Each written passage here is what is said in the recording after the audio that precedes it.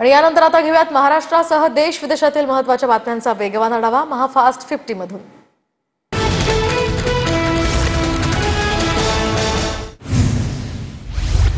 उद्धव ठाकरे कुटुंबियांसोबत परदेशी रवाना। 4 मे रोजी ठाकरे मुंबईत येणार असल्याची माहिती। तर राज ठाकरे सुद्धा सध्या कुटुंबासह परदेश दौऱ्यावर। दोन्ही भाऊ मुंबईत परतल्यानंतर युतीच्या चर्चांना गती मिळणार। पार्ले पंचमतर्फे शिवसेना भवनाबाहेर बॅनरबाजी। तर अभिनंदन ठाकरे बंधूंनो, लवकर एकत्र या आणि मनापासून एकत्र या। दादरमधील शिवसेना भवनासमोर बॅनरबाजी।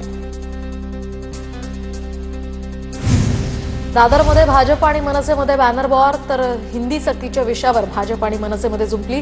भाजपनं काल लावलेल्या बॅनरला मनसेचं उत्तर। संपूर्ण देशाला मराठी शिकण्याची गरज, मनसेचं बॅनरमधून उत्तर।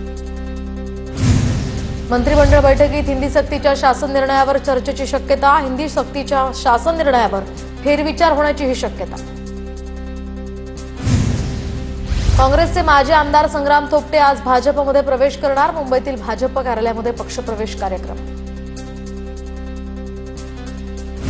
वाल्मिक कराड तुरुंगात, पण त्याच्या समर्थकांची दहशत अजूनही कायम। बीडचे उपविभागीय पोलीस अधिकारी विश्वंभर गोल्डे यांचा जबाब समोर। संतोष देशमुख हत्या प्रकरणात आणखी एक नवी माहिती आता समोर। बीडच्या माजलगावमधील हत्या प्रकरणातील आरोपींना शोधण्यासाठी 3 पथकं रवाना। तर ग्रामीण पोलिसात 6 आरोपींविरोधात गुन्हा दाखल।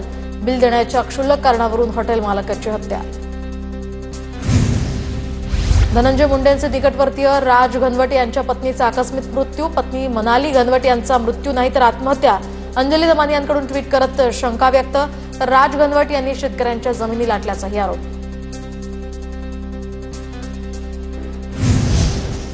घोषणाच